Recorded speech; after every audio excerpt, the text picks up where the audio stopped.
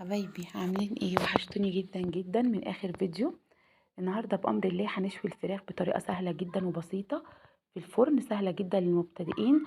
تنفع معاكي جدا في عزايم رمضان، تنفع في العزومات، بجد طريقتها حلو الفراخ وجمال الفراخ واللحم دايب دوب. قبل بقى ما نبدا في الفيديو، لو اول مره تشوف القناه شرفني جدا الاشتراك وتفعيل زر الجرس عشان يوصلك مني كل جديد.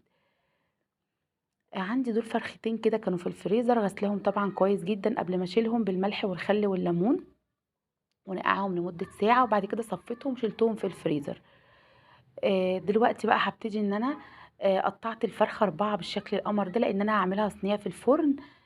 هقطعها 4 بالشكل ده، وبعد كده هبتدي امسك ربع ربع، افتحه فتحتين كده، اديله ايه شرطتين كده بالسكينة، بحيث ان انا لما اعمل التتبيلة توصل يعني ايه، توصل للفراخ كده من جوه وتدخل في قلب ايه لحم الفراخ بالشكل ده. هخلص بقى الفراخ كلها بالشكل القمر ده، هبتدي ان انا اديها ايه شقتين او فتحتين بالشكل ده. خلاص بقى تمام كده خلصت. هبتدي بعد كده ان انا احضر معاكم اجمل تتبيله.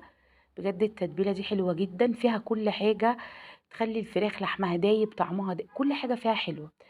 معايا 4 طماطمات بالشكل ده، معايا 6 7 فصوص توم، معايا بصلتين كبار، معايا فلفل، ولو في فلفل رومي ضيفي. معايا ليمونية، طعم الليمون بيفرق جدا في الفراخ المشوية. كل ده هاخده اضربه في شفشق الخلاط او افرمه في شفشق الخلاط. هنزل اول حاجة في شفشق الخلاط بالطماطم، وزي ما احنا متعودين بننزل بالحاجة ايه الطرية في شفشق الخلاط من الاول، بحيث ان تبقى سهلة وانا بضربها كده في الخلاط او بفرمها في الخلاط. بس كلنا بنقول نضربها في الخلاط.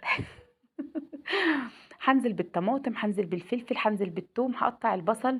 يعني ممكن افتح البصلة كده على 4 وافتحها بايديا واحطها ايه في قلب الخلاط بالشكل ده. وطبعا وانا بضربها هحط نص كوباية مية عشان برضو ايه الحاجة تتحرك معايا. بعد ما افرم بقى الحاجة القمر دي، فرمت بقى الحاجة وده كان شكلها كده والقوام بتاعها. هاخدها بقى وابتدي ان انا ايه ابهرها او اضيف لها البهارات. هضيف الملح بتاعي، وطبعا انتي بقى شطورة ظبطي الملح عشان الكمية عندي غير الكمية عندك. انا حطيت كده معلقة ونص، وحسيت اني محتاج تاني ضفت تاني. بعد ما خلطت كل المكونات مع بعض، هنزل بنص معلقة صغيرة من الفلفل الاسمر، هنزل بمعلقة ونص من البابريكا، وهنا البابريكا مدخنة كان طعمها حلو جدا مع الفراخ المشوية او اللحمة المشوية، بجد طعم. في فرق بين البابريكا العادية والبابريكا المدخنة. نزلت بعصير الليمونة. عصرت كده الليمونة زي ما احنا شايفين. نزلت بمعلقتين كبار من الصويا صوص، وهنزل بمعلقتين كبار من دبس الرمان، بتدي لمعة حلوة جدا للفراخ. وهنزل دلوقتي معلقة كبيرة من عسل النحل. دلوقتي انا نزلت بزيت ذرة معلقتين من زيت الذرة. عندك برضو زيت زيتون جيفي بيبقى طعمه حلو جدا في الفراخ المشوية وبيفرق بصراحة طعم وريحة. عندي دلوقتي معلقة كبيرة من عسل النحل او العسل الابيض. واخيرا ومؤخرا وخليتها في الاخر عشان دي اهم تركية، نص معلقة كركم. عايزه اقولك ان انا قبل ما ادخل الفراخ الفرن، مجرد ان انا ضفت الكركم للخليط ده او للخلطه دي، بجد ريحه الكركم حلوه قوي يا جماعه. هنشوفوا دلوقتي بجد لون الفراخ في الاخر هيبقى عامل ازاي من الكركم وعسل النحل. هبتدي بقى ارص الفراخ بتاعتي بعد ما بدخل كده التتبيله جوه الفتحات اللي انا عاملاها، بجد بتبقى متشربه منها وحلوه قوي.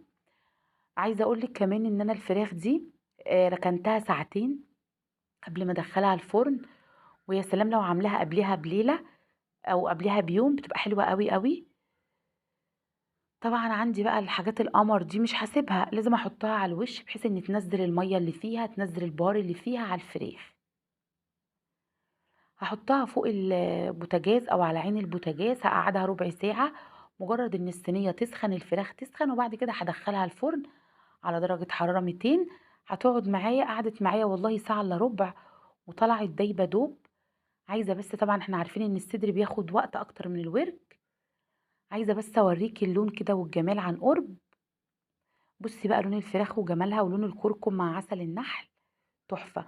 بصي اللمعه دي اللي واخداها الفرخه من الزيت، طعمها حلو قوي. عايزة أقول لِك إن أنتِ بجد لمّا تجرّبي الطريقة دي مش هتعمليها تاني برّه. شوي الفرخة برّه وصل ل30 جنيه، وممكن الفرخة تبقى كيلو، يعني صغيّرة تودّيها للراجل بيقول لِك 30 جنيه. أنتِ مش عارفة أضيّف إيه، غاسل الطماطم، منضّف الطماطم، مش عارفة الحاجة الأواني اللي عامل فيها شكلها إيه، فكده أحسن. باحبكم جدًا في الله، ربنا يديمكم نعمة في حياتي، وأستودعكم الله الذي لا تضيع ودائعه في حفظ الرحمن حبايب قلبي.